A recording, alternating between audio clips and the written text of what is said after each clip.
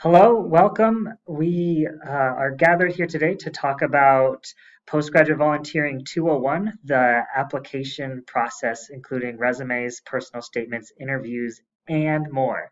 My name is Jeff Peak. I'm the Assistant Director of the Schlegel Center for Service and Justice, and I help students who are discerning in the postgraduate volunteer application process. And I'm joined today by Raven. Raven, you Hi, want to introduce yourself? absolutely. My name is Raven Ortolan. I work in the Career Center as a senior career advisor. And as Jeff said, we're going to go through and talk about a lot of ways that you can set yourself apart in the application process to postgraduate volunteering opportunities. And a lot of what we're discussing can be applicable other areas as well. So we hope you have some useful takeaways. Absolutely. That's something that I definitely want to hit on, that it's the information here is transferable to many other scenarios. So even if you're going through the discernment process for postgraduate volunteering and you figure out that there's something else that you want to do after you graduate, all of this information can be applied and tweaked in various situations. Great. And this is a video. So if you want to fast forward to a place that you're really interested in learning more about, we'll never know. So you can No, totally do that and skip absolutely. around. All right, let's get started. Today we're going to start with we're kind of doing the welcome as we talk, but then we're going to go into a resume review. We're going to go on, talk about personal statements, and then that's really connected to asking for letters of recommendation and references. What's the difference? When do I do one versus the other? And then as we're getting near the end, we're going to do interview tips. I have Q&A up here. We're probably not going to do too much Q&A because you're silent. But if Jeff and I have any last pieces, we're going to bring it up at that point. So, a quick note about the resumes before we jump into the content. Resumes are, when you're applying for the postgrad volunteer program, will probably be used in two different situations. So the first situation is when you're applying to the program itself. You're trying to capture in that short page just why you're going to be a good fit for that program based on some of those extracurricular and educational experiences that you've had. But then once you've been accepted into a program, you have to go through the site placement process.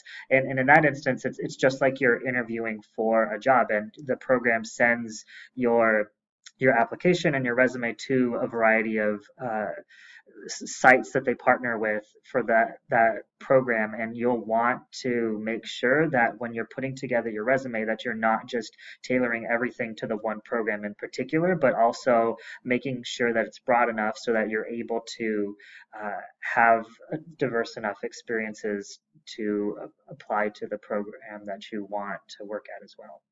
Right. Okay, so we're going to dive in.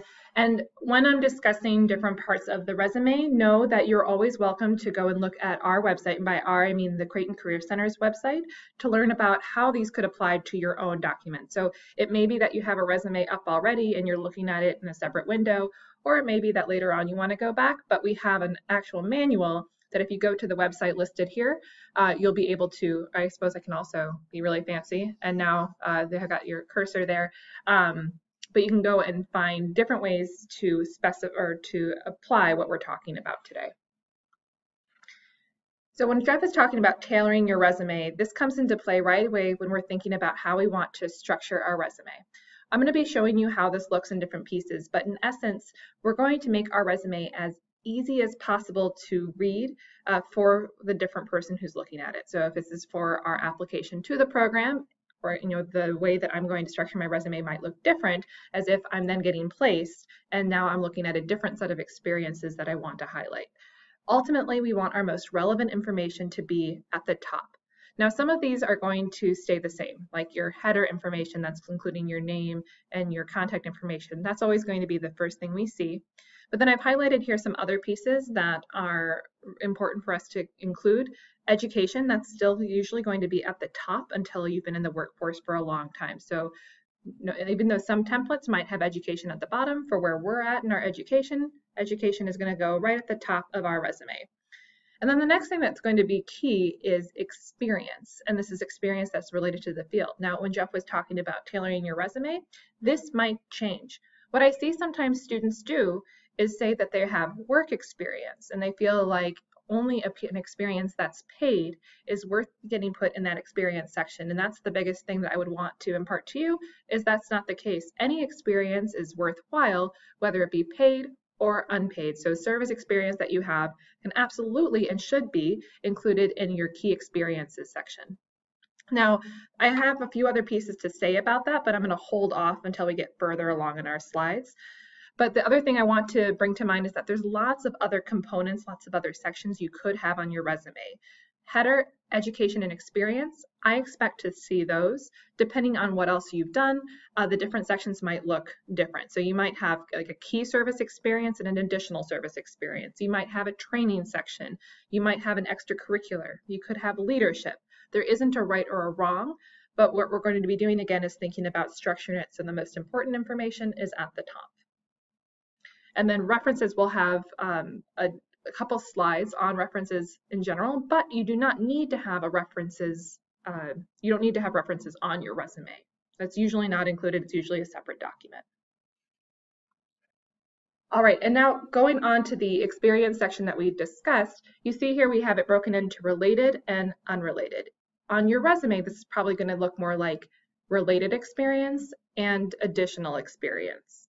Now, the reason that we're doing that is that we're going to be writing descriptions for all of our different things that we've done, our service, our jobs. Now, if we wrote experience for everything, it would probably be that the resume is too long. We're going to try to keep our resume to 1 to 2 pages. And we also don't want to exhaust the reader and have them feel overwhelmed by the amount of descriptions we have. So my recommendation, and what we recommend just in general from the Career Center, is that you find a few key experiences that you write descriptions about and keep those in the related experience. Now, for someone who's going into a service program, I imagine these are experiences that show your dedication to their mission. So maybe service-related items that you have in that related experience. But additional experience is still really important. So you may be currently working as a barista, or working in a work-study job that the tasks that you're doing are not on surface directly related to the market you're going into, but that's still a great experience and showing a lot of diversity of skills. So I want to have it on my resume, but I'll put it lower in an additional experience section. I'm probably not writing descriptions about them because otherwise it would take up too much space. So when we're looking at experiences, and we'll see some examples of how to format them later on, but this is what I'm thinking about. I think when Raven was talking too about the keeping it to 1 to 2 pages, I think an important thing to remember with this is give the volunteer program what they want. So especially if they are asking for certain things on your resume, make sure that you are including those things on that resume. I remember when I applied for my volunteer program, they asked me to list every volunteer experience that I'd done since middle school, and sure, I can give that to you. And my resume went a little bit longer because I was including all of those experiences. And that may not be the case for everybody when they're applying to a program, but just make sure that 1 to 2 pages is a good rule but also remember to give the program what they want, especially if that's an important part of the application process. I mean, in that following directions is really important. Absolutely. So the feedback I'm going to be giving, or the suggestions I give, are under the assumption they haven't given you specific guidelines. Right, yeah. If they do, that trumps everything I'm saying. So yeah, please include those. And it might be an example of a time that we have one version of our resume for applying to the program where we have those specific qualifications, and then we're applying to sites. If they don't want that information on the site resume, that might be things that we change. Yeah.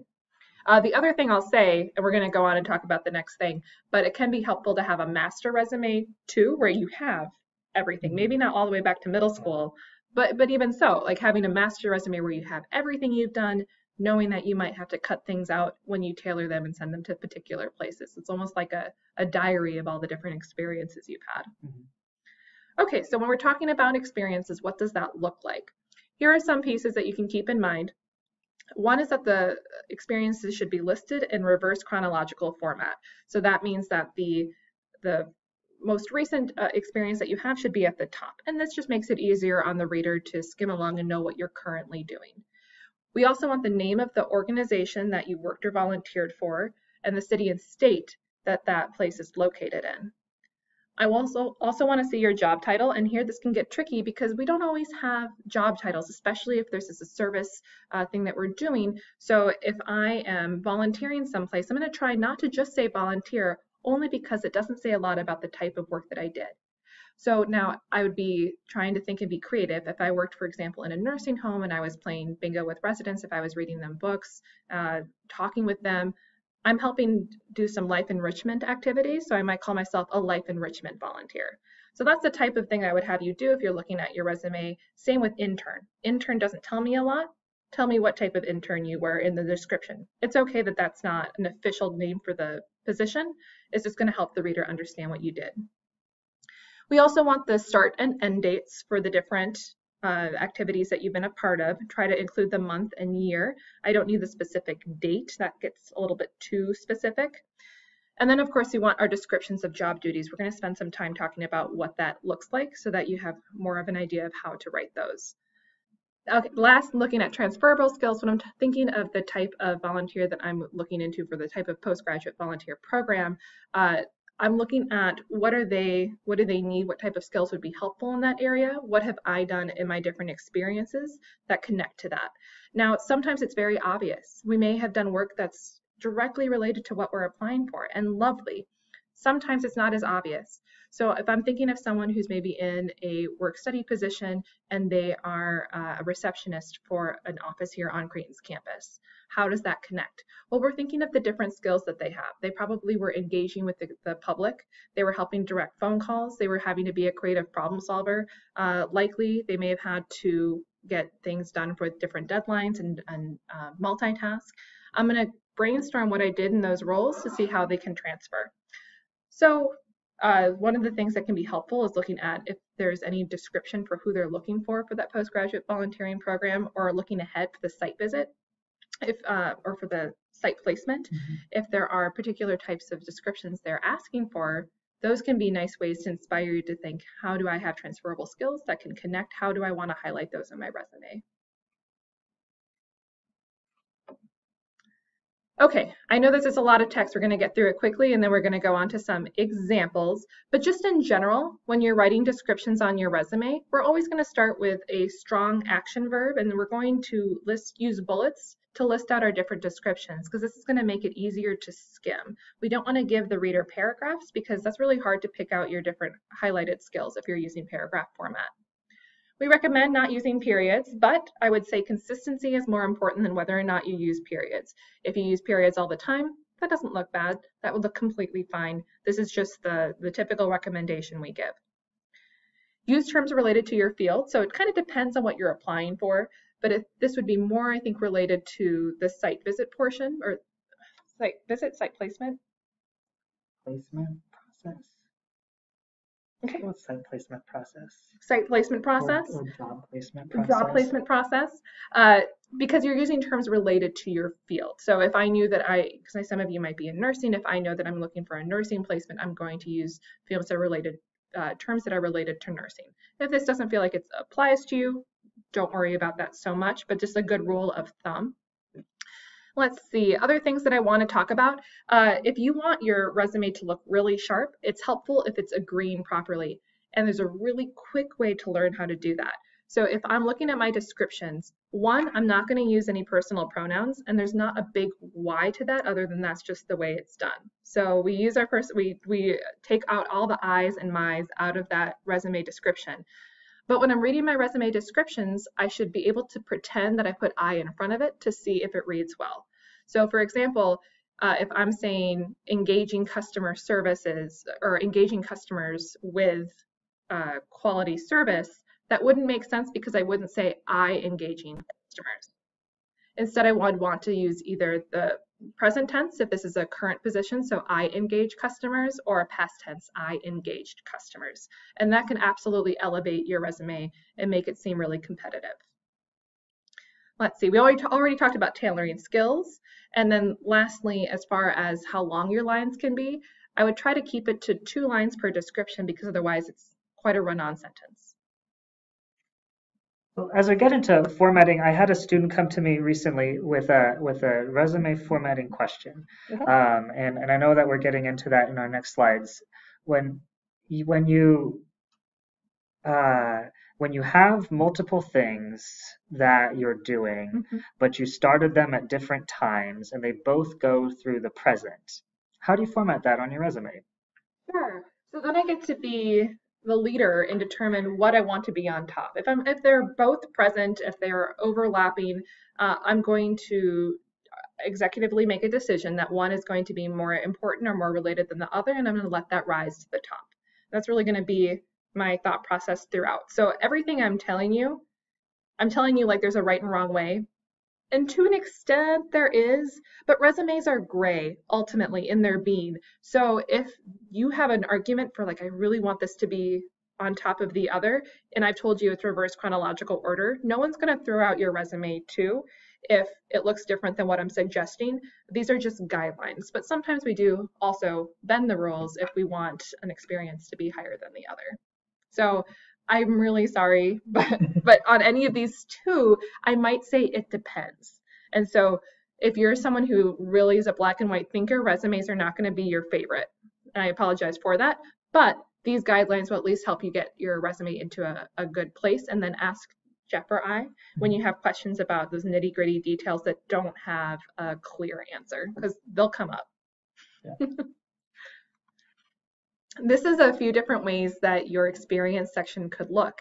Now I've broken these apart. So one is an example of a job, one is an example of a volunteer experience that's formatted like a job, and one is an extracurricular activity that's formatted like a job. So going back to what we discussed earlier, where whatever you include in that, like, a related experience section, it may not be professional, and by that I only mean that you may not have received a paycheck for it, but that does not mean that it's any less merited than something that you did receive a paycheck for. With any of these, we're looking at they have all the key components. I know what these people's roles were. I know where the organization was that they had these roles. I know what the dates where they were there.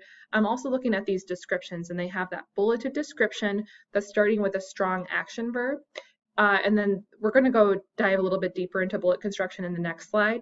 But in essence, I'm giving a range of my skills. And if someone's just skimming it and just looking over, I see that this person was running things, he was assisting, or she was managing or researching. I get a sense of what that person can do and what they're bringing to the table. So if we know that they're skimming, and if we are looking at that program, and we also know that they're looking for someone who's mission oriented, I'm going to be trying to incorporate some of those pieces, if possible, into my descriptions, because that's where the resume is able to convey that. The next piece we'll talk about is personal statement, which you can elaborate on these points, but a resume is often the first thing that they see. And so nice to be able to try to convey our interest in the position and how related we are to it. The last thing before we go, if you look at the extracurricular activity, this is also a way that if I had multiple roles within one organization, I would consider organizing it as such, where I had dates connected to the different roles I had, but I was just listing the organization once. So this may mean, coming back to what Jeff said earlier, that you might have something at the top of your resume, even though some of the items or some of the jobs or experiences that you've had related to that organization are in the past. If you're doing something currently there, it may still be at the top, and it's okay to nest your experiences that way. I know many of you may have multiple experiences through the Schlegel Center of Service and Justice. And that's okay to have multiple tiered experiences connected to that. I would say that if you've worked for the Schlegel Center and then also you've served for the Schlegel Center, I may try to differentiate that if depending on how many roles and responsibilities I had connected to it. And yet those are things that you can consider doing. And I think too, I mean, I know that some people have leadership in an organization that they're doing service with, and so like one of the things that Raven was talking about, I mean, it applies there as well, where you can divide up the leadership that you're doing, where you're able to highlight some of those experiences, and in a completely separate volunteer section, you're able to list out some of the responsibilities you had as a volunteer, and then that gives you a few more lines to highlight some things on your resume, as opposed to really getting bogged down in the weeds of how do I fully encapsulate all the things that I've done with this organization, and it can get really hard. And so by breaking things up, it might make it a little bit easier for you to do that. Yeah, and I think it does a better job of showing how involved you are if they're seeing different um, types of titles or different types of volunteer names throughout that experience. Mhm. Great. So we won't spend too much time on here just because this information exists elsewhere, like on the Career Center website. But I just wanted to really bring home that resume description writing is somewhat of an art. And even though it can be difficult to do the very first time, it will absolutely help convey your experiences and your skills to the reader. So good to spend some time here. When we're looking at writing those descriptions, as I've mentioned before, it's going to start with an action verb. So here we have a number of suggestions. If you look at, I always use the verbiage job description, so of course you might not be a job that you're applying for, but if you look at the job description and see what it is that that organization is looking for in a candidate, that can often help you inspire you to say what type of verbs I'm using in my resume to convey my experiences. Next, we're looking at the responsibility. So it's okay to say that you inventoried supplies. That is your responsibility, but it's not enough. I also want to know it could be the outcome or some additional context. Wherever you can find opportunities to quantify descriptions on your resume, that can really help. And now, I oftentimes see in business examples, that someone was able to increase traffic by 25%. That's not really the world that we're always living in, where we're in a business setting and we're increasing whatever it may be, or we're helping reduce the budget. It could be that you're engaging with a population, and I want to know then what was the age range of the population, or how many people were in this group that you were leading service reflections with. Helping the reader understand what the specific numbers are can help them better understand what that experience was like. So those are some things, but then also with outcome, sometimes a question I'm asking is, well, how did you do that? So it may be that you said, assisted with a project. Well, in what way did you assist? Or it could be assisted with a project, but why did you do that? So think if there's any unanswered questions with that description, and if you're seeing it's really short, there's probably ways that you could add context. Now remember, the resume is our first line of defense to really convey who we are and what type of experiences we've had, what we're going to be able to contribute in this different role. So the descriptions are really an important place to show them what we can do. Okay, so when we're crafting experience descriptions, we talked about transferable skills. So those are core skills that aren't specific to a job or industry, but can be applied to a wider range. And this is a longer example of those transferable skills. So if I was talking about that earlier and you weren't quite sure what I meant, hopefully this helps give you a little bit more detail, the types of things we can think about where maybe my experience on the surface wasn't related to what I'm doing, but what did I take away? And for many of us too, I mean, this is a great thing to think about with our major.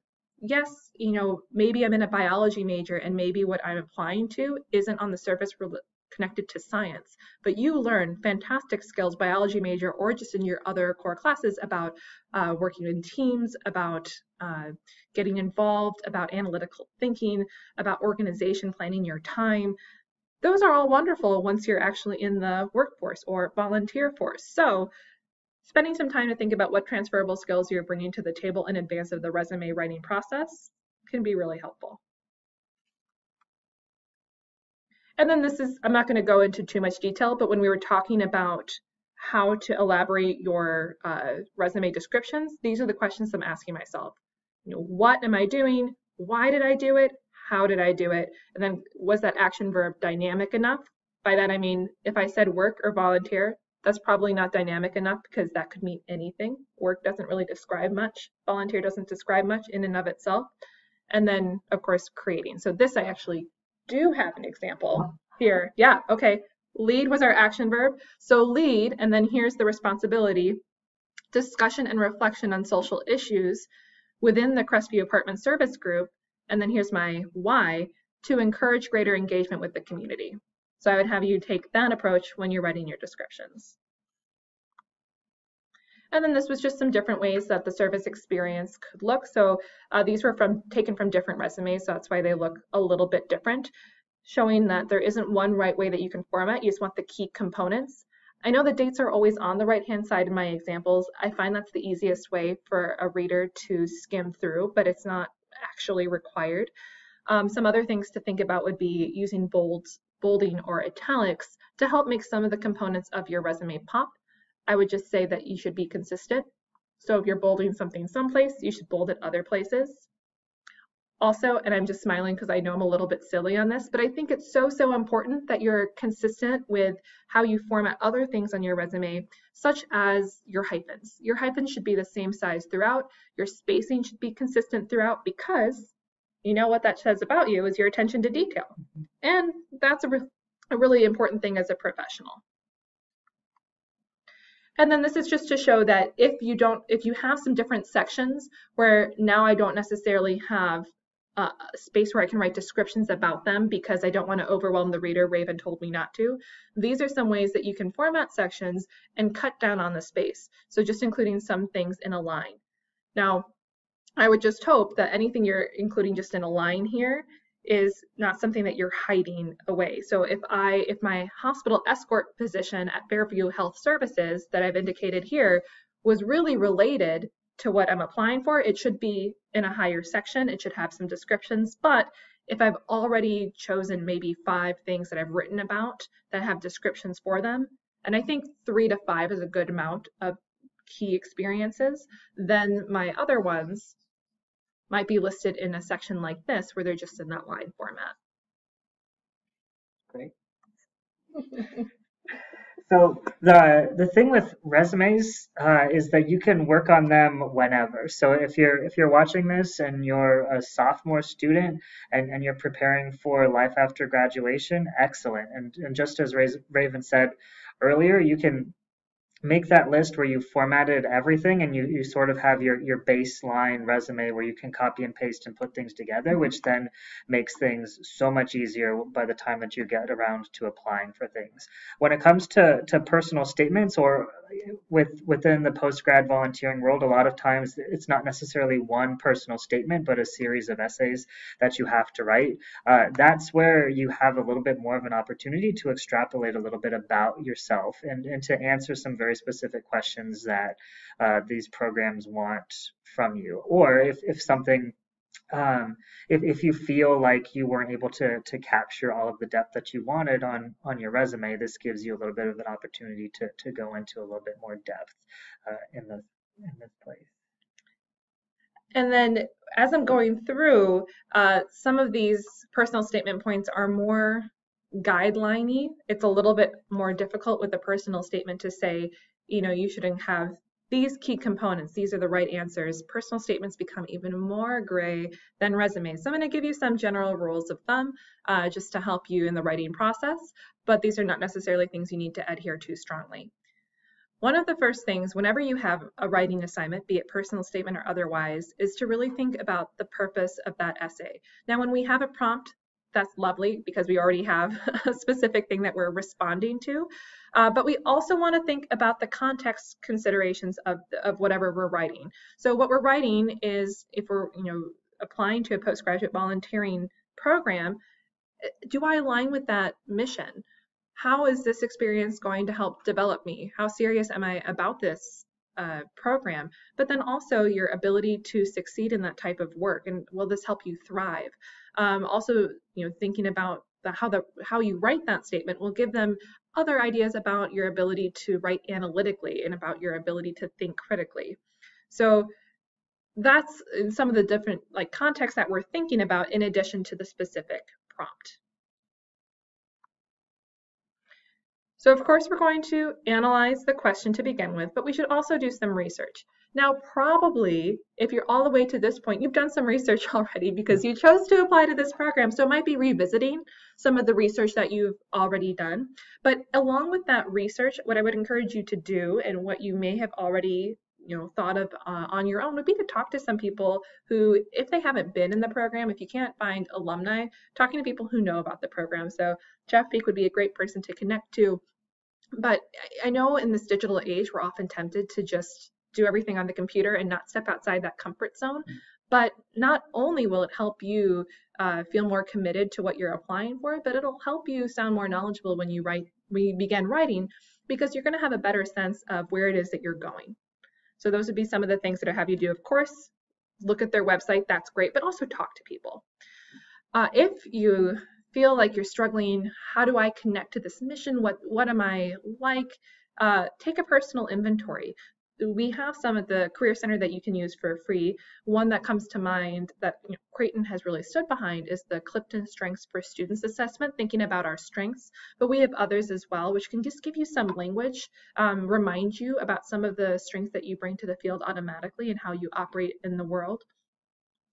And then once we're researching the organization, researching ourselves, doing our own personal reflection, it's time to write, right? And then we're going to be doing some revision. Now I have some slides on that writing process, so I won't talk about them more here.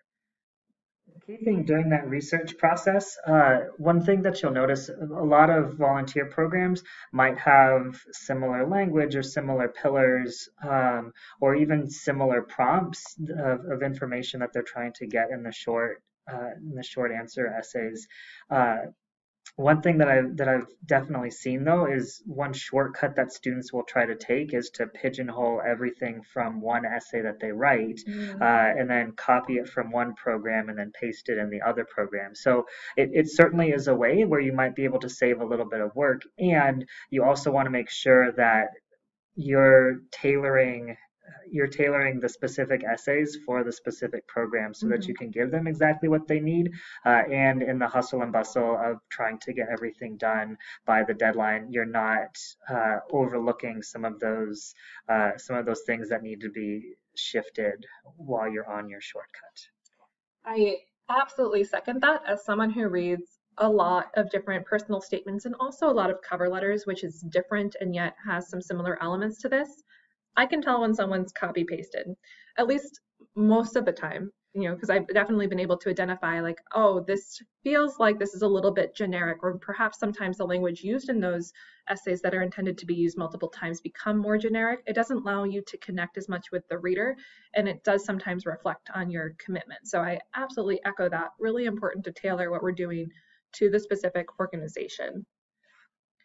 Now, when you're writing the personal statement draft, I would say as far as the writing process, sometimes we can get really stuck on starting. And I would encourage you to just try to write things down. We can always edit and revise.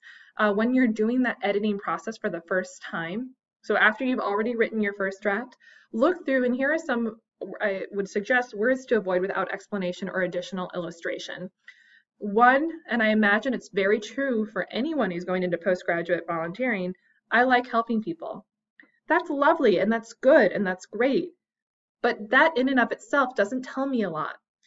How do you like helping people? In what way? How is that? What does helping mean to you, and how do you plan to do that? Some things like I love, I typically recommend not saying love in professional writing just because it tends to not sound as elevated. Not saying you can't, you can always change my mind, but using at least caution when we're using love. And now the rest, these are all things that you can say, but if I was saying that I had a really significant experience on a service and justice trip and I leave it at that, well, what does that mean? In what way was it significant? So if you're looking at if you're reviewing what you've written and you see some of these significant, challenging, satisfying, exciting, all fine things, but give me some context, kind of thinking back to that resume, like in what way, like why, how.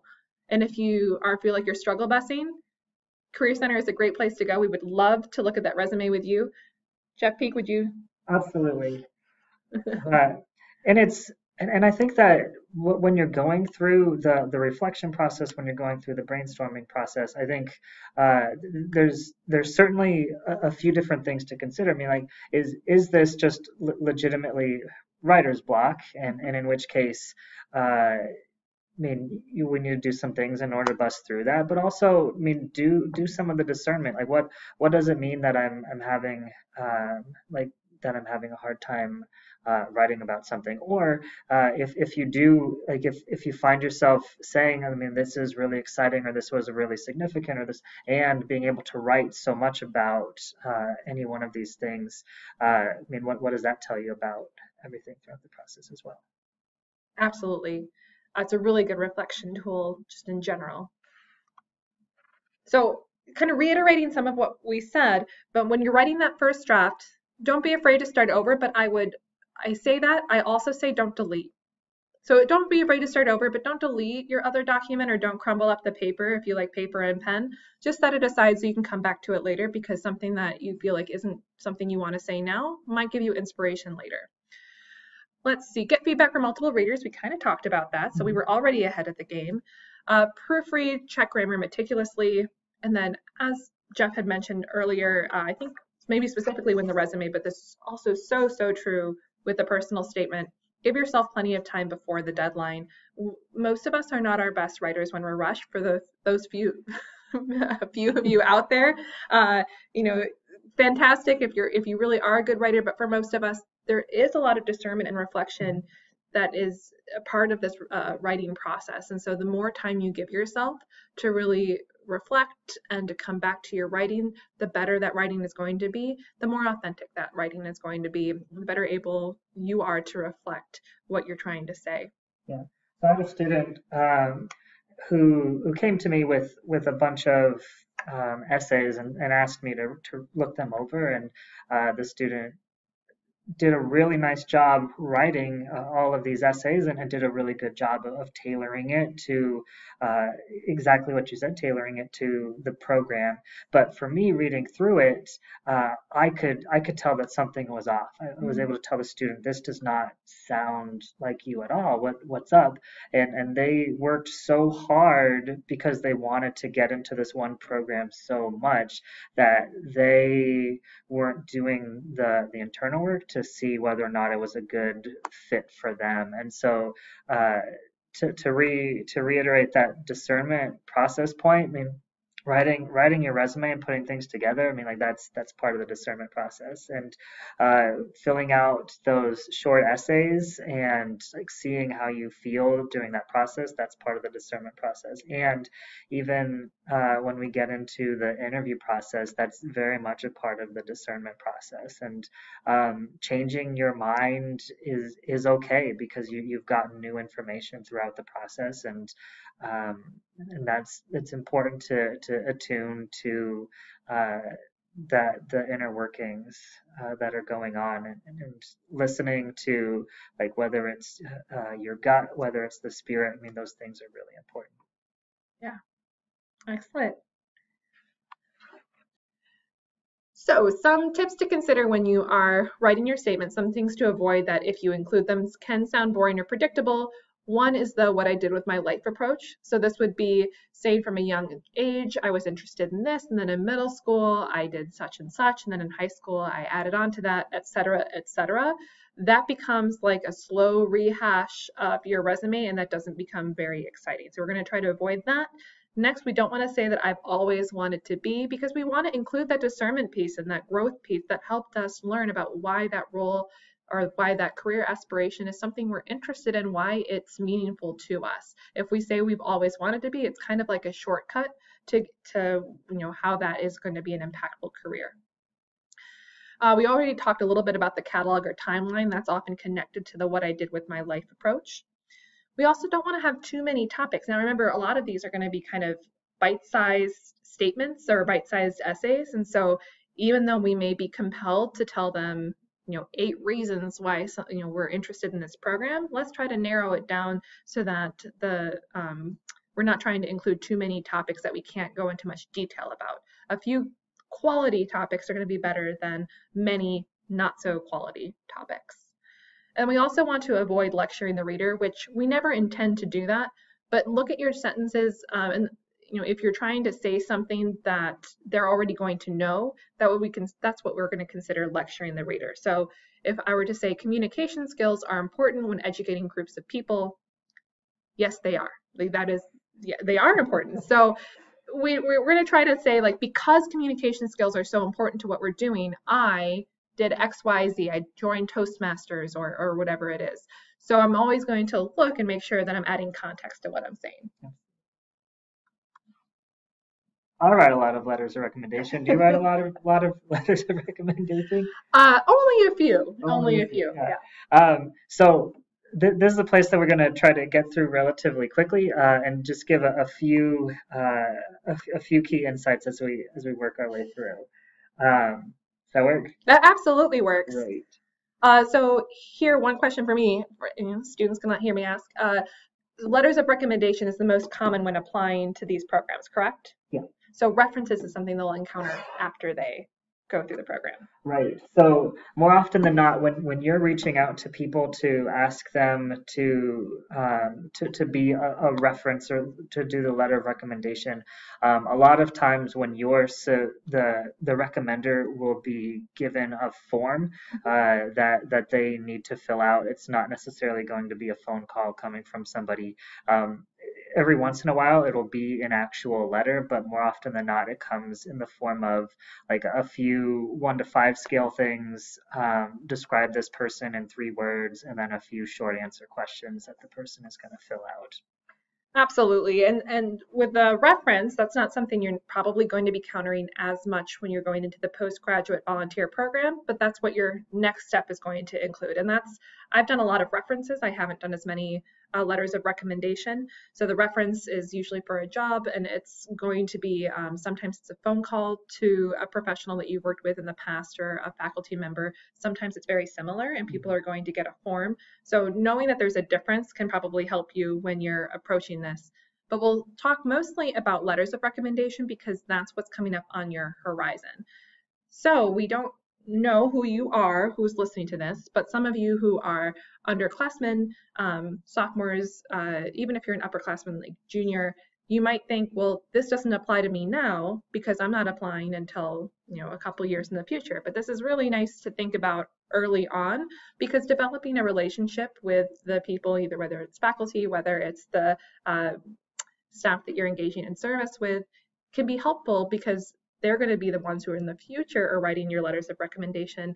So not even just a means to an end. I know it sounds like this is a means to an end, like be friends so you can ask about letters of recommendation in the future, but it's also just a good professional tip is to foster connections with the people around you because not only are they interesting, but also having people in your network is going to be just helpful in your success later on, and know that probably wherever you end up, you in the future will be someone who could be a reference or a letter recommendation writer for someone else. Let's see. So when do I ask? What's the protocol? We talked about a number of these points. Is there anything else you would add on to this slide, Jeff?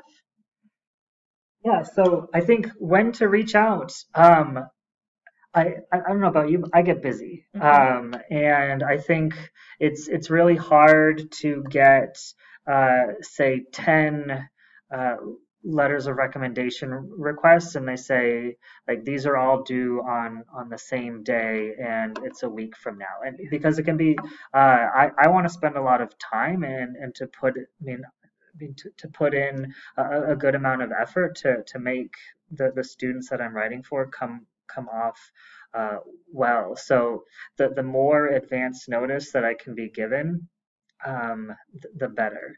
And then um, who, in terms of who to ask, um, perfect segue.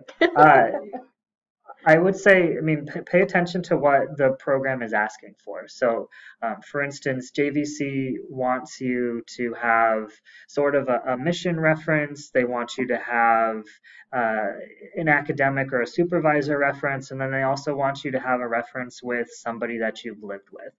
Because for a lot of these postgrad volunteer programs, you're living with other people, and they want to make sure that you're a tolerable individual to live with. So making sure to pay attention to the different types of recommendations that are being asked for, and that you find somebody that knows you well who can write it.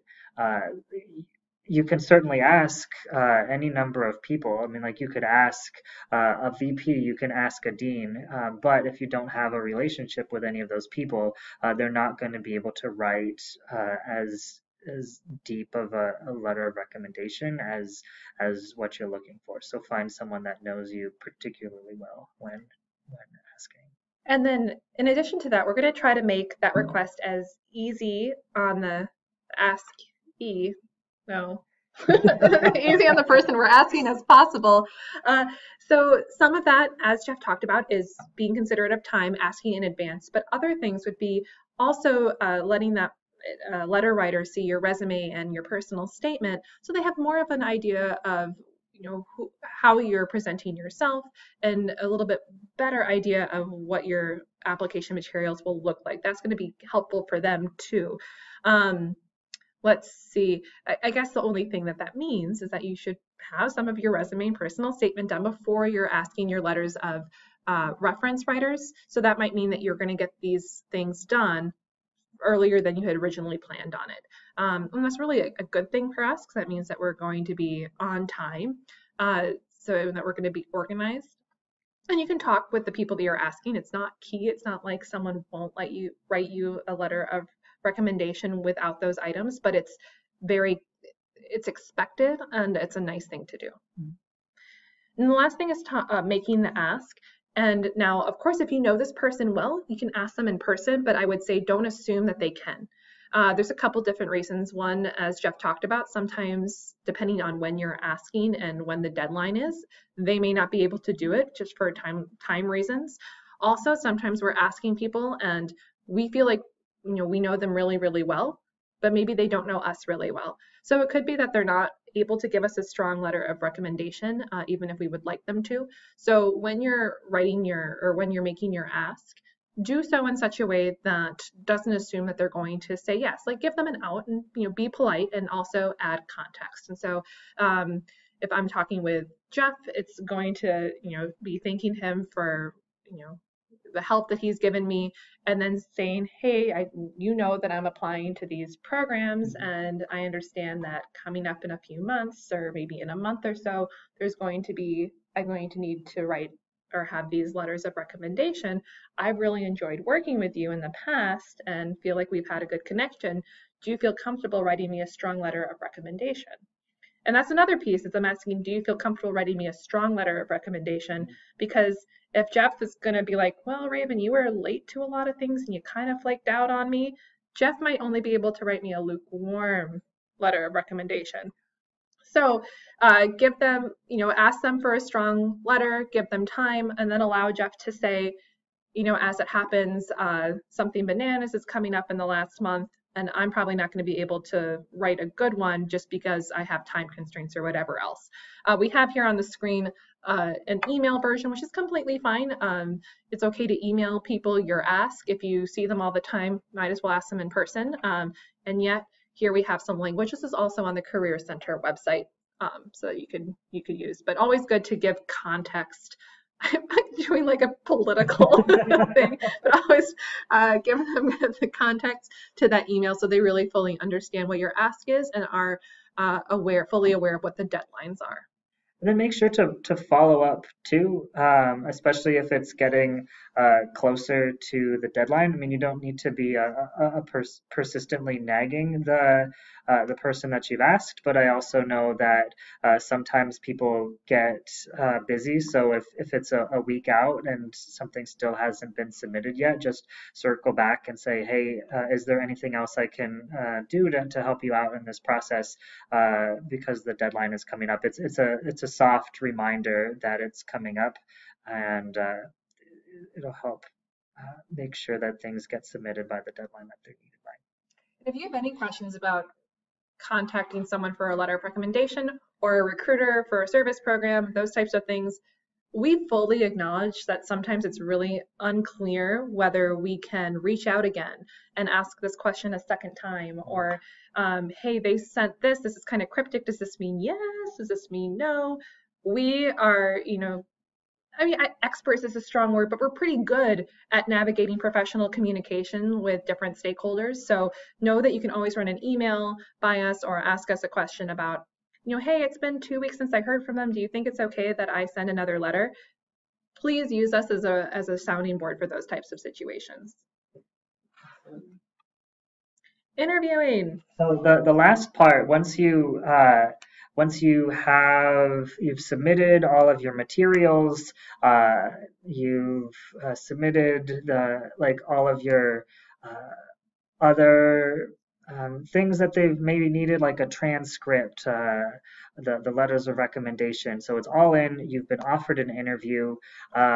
That's typically the first round of what you'll do. So some programs you'll be going to interview in person. Other times you'll only get a phone call. Sometimes you might get a, a FaceTime or a video interview. So there's different ways, things to keep in mind when you're going through the interview process, and you also might be interviewing a couple different times with a couple different stakeholders in the organization. So we want to try to prepare you as best as we can for that interview process as well. Absolutely. And again, these will kind of similar to the personal statement. These are going to be general tips. But if ever you want to mock interview, Career Center will totally help. So we could make this catered specifically to what you're doing. If you know you have a Skype interview coming up, you can practice a Skype interview, even if you're just in the next room, but you're doing it remotely. This can be really good practice. So with that, we'll dive in. If I know that I'm embarking on a professional journey, so even before the application process, so I write this as before the interview, but I would say before I start getting my resume and personal statement together, check and make sure that your digital presence is professional. That's a good rule of thumb. I come from an era where there was a lot more voice messages. I feel like, we were all excited that voice messages were becoming a thing, and so we had personalized ones. So I always think of my voice message when I was in college was "Welcome to Raven's shiny pink cell phone," which probably wasn't the most professional. But I think with like social media, making sure either that your pages are to private and or that they're professional. We know that we're going to get a lot of questions about ourselves, and a lot of the discernment piece that we've done, hopefully before the personal statement, we're going to have another opportunity to share those.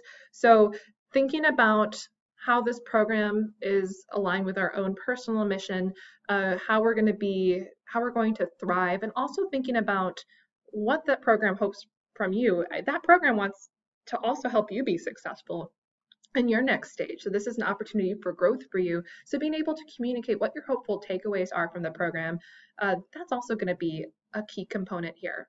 So in addition to personal reflection, perhaps talking about your interests, not interests necessarily, but some of your reasons for this program, some of your hopeful takeaways, discussing those with people can be helpful in this part of the preparation process. You might consider taking an assessment kind of similar to the personal statement. So it's kind of the same vein, maybe a strengths assessment. Usually an interest assessment isn't what we're thinking about in this stage, but sometimes helpful too, if that's going to give your brain a few more things to consider.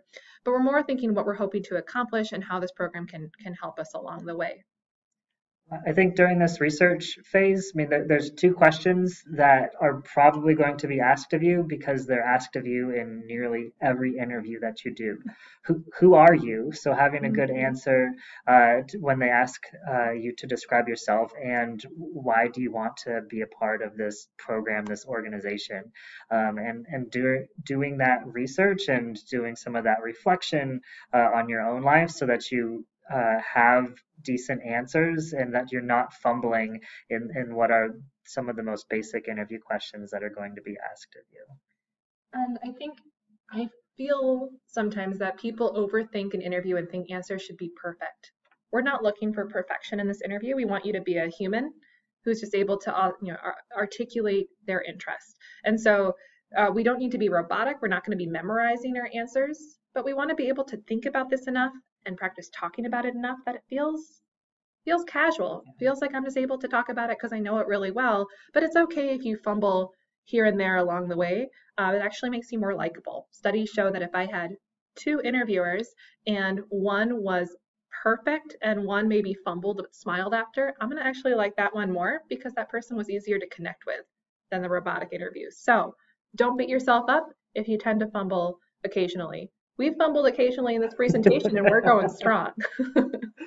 So some of the things, in addition to doing some of that reflection, is to prepare stories. Now, the reason we say this is because likely you'll be asked questions that allow you to elaborate. So a question could be, tell me about a time that you use creative problem solving.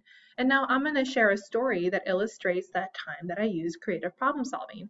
They're probably going to ask you questions that are related to what you're going to be doing. So tell me about a time that you had an impactful uh, community service experience, or maybe they're going to say something like, tell me what helping means to you.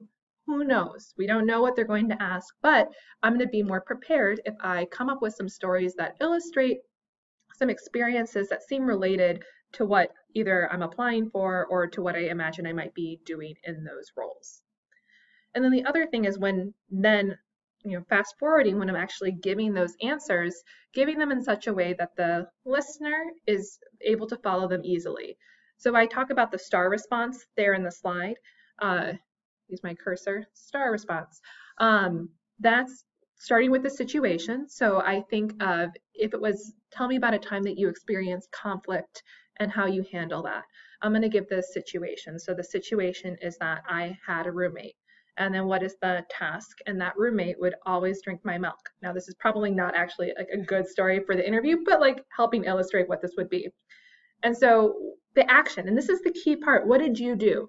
And I would challenge you to use I language, not we language here. So the I language would be, at first I tried to ignore the fact that she was drinking my milk, and yet because I had to pay for it and because I was on a budget, I realized I needed to talk to her. So I found a moment where we were both being very casual, having a good open communication, and talked to her about the milk drinking and learn whatever reasons she was doing it. And then as a result, we agreed to go in and buy the milk together. And so we had this communal milk carton. Who knows? Again, story itself, not so great an example, and yet you can see how you're using that STAR response and how now the listener is able to understand why that story was important. So yeah, not good at coming up with stories at the tip of my tongue, but conveys the STAR method. And then of course, we're going to be researching the programs. We talked about this a bit in advance. A lot of this is probably already done for you. You probably explored a lot of these aspects when you were choosing whether you want to apply. But revisiting some of the different program components, understanding their mission, talking to people, we talked about talking to people, will help you, again, feel more like this is second nature, understanding the program and why you're interested. Why did you choose this program?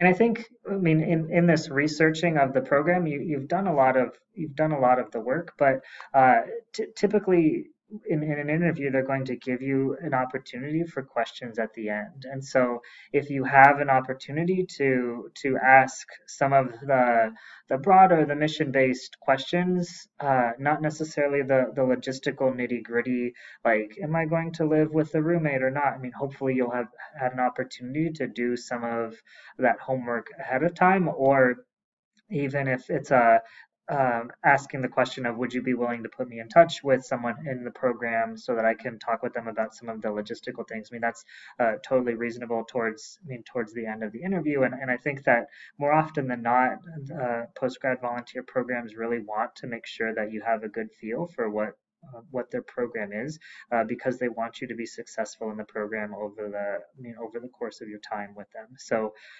they have an interest in helping you get your questions answered, but also know that at least within the context of an interview, there are some questions that are better to ask as opposed to like it's not the best time, say, to like figure out like, oh, some volunteer programs don't let you have alcohol and some volunteer programs do. Is this a program that you can drink while you're a volunteer?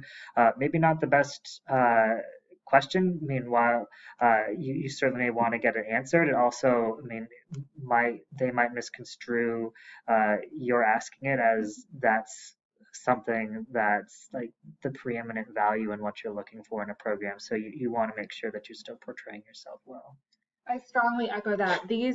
When you get to the part in the interview where you're now asking the questions yourself, think about what those questions reflect about you, and that may help inspire you to ask some questions over the other. I have been in interviews where we selected one candidate over the other because their questions to us conveyed that they were truly interested in the position. So I would not undersell those questions. As far as appearance, my recommendation would be always to wear professional attire. Now, this doesn't necessarily mean a suit. This could mean nice dress pants and a nice blouse or a nice button up. Now your interviewer, maybe it's more casual in environment and they're going to be wearing jeans, and yet you should still wear professional attire. If it's not a suit place, don't wear a suit because that's going to be overdressed. At least that's my recommendation. Okay. Sounds good. Sounds good. So we have some different recommendations here. Men, press shirt, ties, shoes, a belt. Women could be the same above, press shirt, ties, shoes, belt. Could be conservative dress, and of course by conservative I just mean something that's not too short. So something you feel comfortable bending over and picking something up in. So conservative dress, shirt or skirt or pants, shoes, jewelry, purse. I put makeup as parentheses because I want you to do the most professional version of you. If you're not a makeup person, do not feel compelled to wear makeup for this interview. What I've seen, and the only reason I bring this up is sometimes I've encountered people who think that the interview is a time where you need to wear lots of makeup. Not the case. And if you're someone who wears lots of makeup, there's even recommendations out there not to wear a lot of makeup on the interview in general. Now, that being said, I'm like, you do you. If you are a makeup person, you wear makeup. But I want you to know you should wear the most professional version of you. And don't feel compelled to put on something that doesn't seem like you. Women do not have to wear heels. It is lovely if you are good at walking in heels. But if you want to buy a comfortable pair of loafers, that's more the realm I'm in as well. That's okay. So I just kind of wanted to address those points because sometimes I see questions about it. I say you do you as far as piercings, as far as tattoos. Those are a part of you. Now, depending on what you're applying for, I don't think it's going to be in the postgraduate volunteering realm, but certainly out in the world, there are times where having piercings or tattoos could mean that you don't get a job. Like that exists. I think that's sad that exists. So sometimes you have to do some risk analysis and say, well, do I want to hide that part of myself for this job? And sometimes the answer is yes, and that's okay when the answer is yes. But you also might feel like, no, this is me, and that's okay too. Would you recommend still dressing up for a phone interview or for a Skype interview? Well, Skype, absolutely. And I would say, because the internet shows us examples of times when people are only business on top and then their dog barks and they have to run from the room and their sweatpants on bottom. So yes, if you're Skype, professional all the way. There are theories that wearing professional attire on a phone interview will still help imbue you with confidence. I would say kind of like know that that's a theory and see if that's something you want to do yourself. I don't have a strong recommendation, but I want you to feel confident. So if that's going to help you feel confident, wear a suit then. No one's going to know. So you can go do everything. But I would say for a phone interview though, and it may sound funny, but we recommend smiling because our voice actually sounds different when we're smiling versus not smiling. I don't know if I can do a good example now because I'm thinking about it. I'm gonna like totally throw it. But if I said, hi, it's nice to meet you versus hi, it's nice to meet you, it's a slight subtle tone difference. And so we recommend smiling when you're on the phone, even though no one sees you.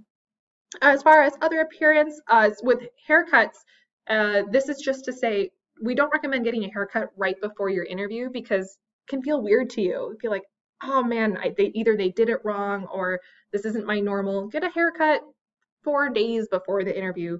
Let yourself get used to it. Facial hair, fine to have facial hair, just keep it trimmed, look nice, the best version of yourself. No smoking or cologne.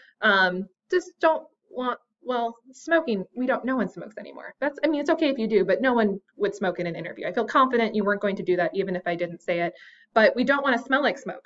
I think that's more what we're talking about here. We don't want to smell like smoke. We don't want to smell like cologne. We're in an interview. Oftentimes it's in a small space. People have smell allergies, but also we just don't want to give that impression that we're smelly. Same thing. We want to make sure, that our suits are pressed. Oh gosh, we're not doing suits. I'm sorry. The only reason I say that is because I'm trying to delicately say wear body deodorant. Okay, smell nice. And I was going to say make sure your suits are clean so that your suits smell good in a way to, but I just mean smell good. Yeah, and no cell phones. Keep in mind too that your interview isn't just that moment when the person's across the seat from you. It's the entire day. So if you're on your phone constantly outside of the interview, still looks bad. So to the best of your ability, keep that phone silent and don't really spend a lot of time looking at it that day. Be aware of your nonverbal communication. I don't know whether you know, but I've been trying to look at the camera for most of this presentation because I'm looking at your eyes, right? So looking someone in the eyes shows respect for them. So of course, if we're going to be in an interview where we're in person, we're trying to look at that person in the eye.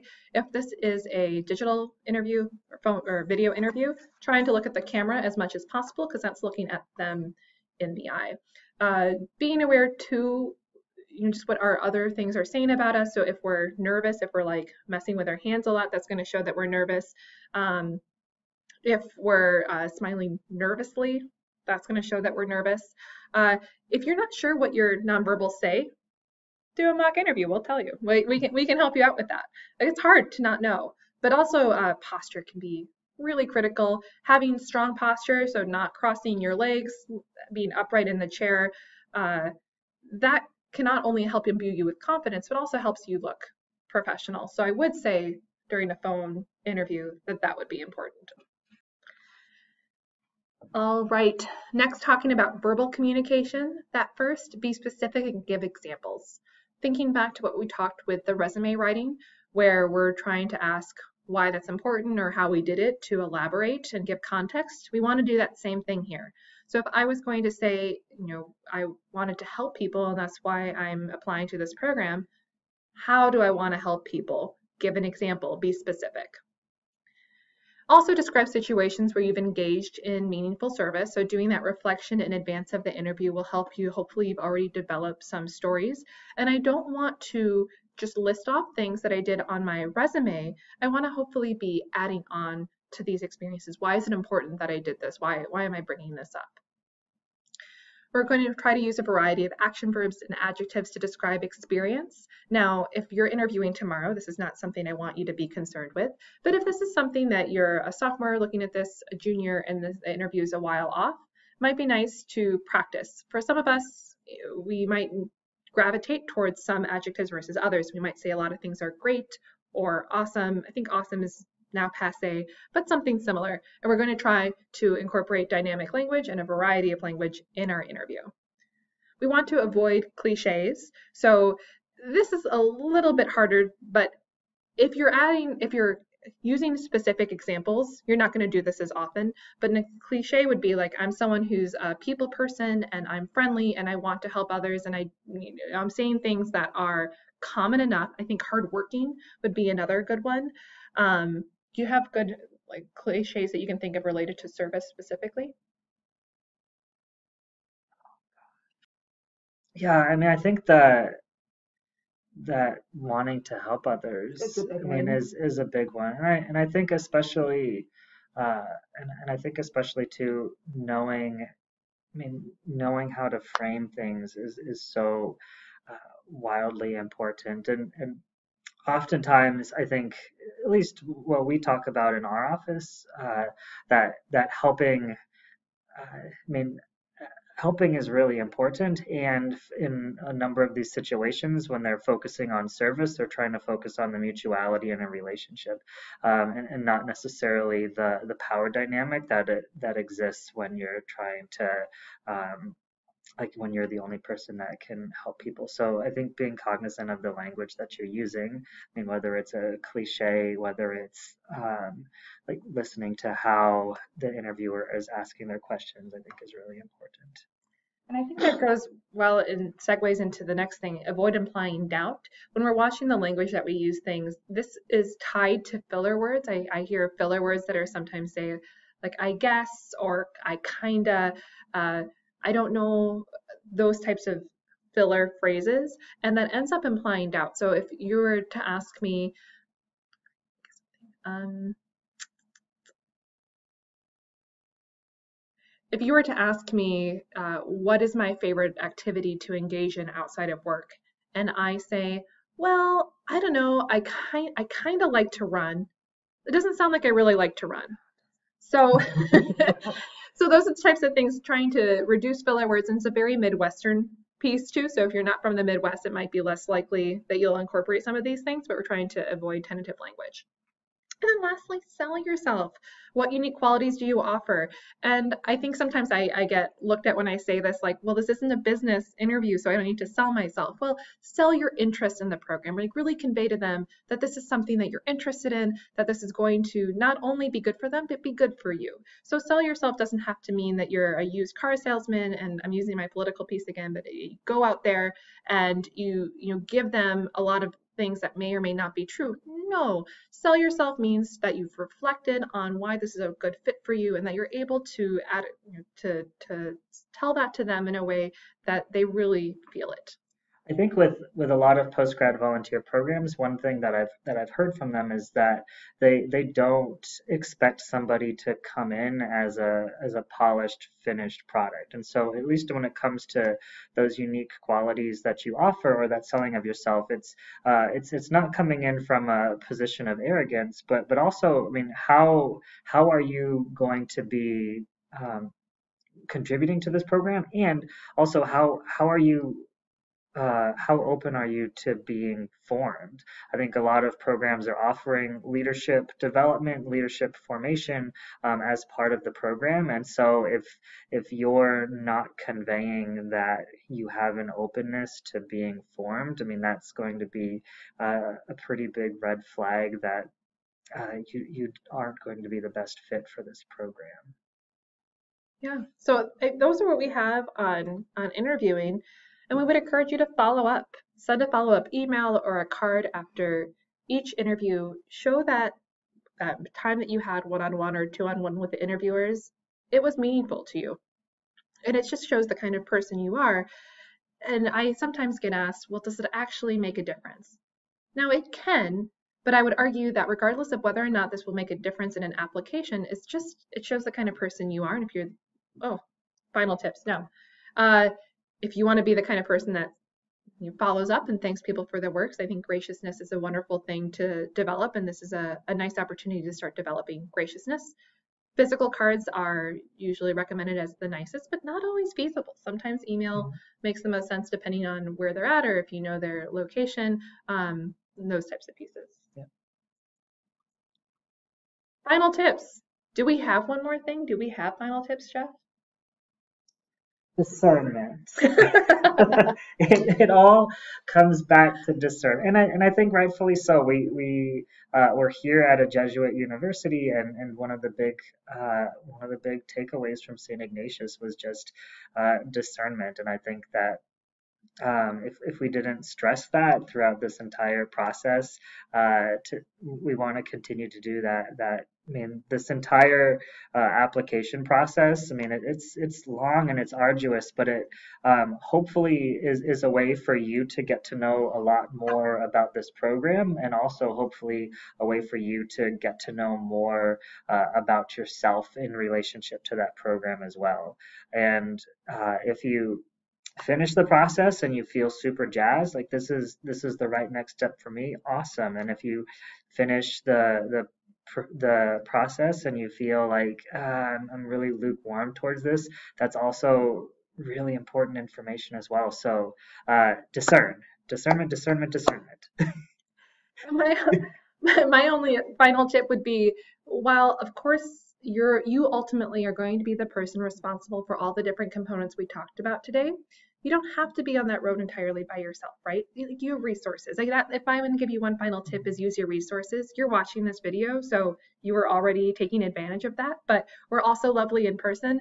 So we have the Schlegel Center for Service and Justice, we have the Career Center, but there's lots of other resources on campus and off campus too. So just be someone in the world who pops their heads up, sees what resources they have, takes advantage of those. And yeah, that's what I've got. Great. Thanks so much for your time. If you do have additional questions, feel free to stop by either of our offices. Feel free to shoot us an email. We'd love to walk with you through this application process and be the resource that you need. Thanks for tuning in. Thank you. Bye.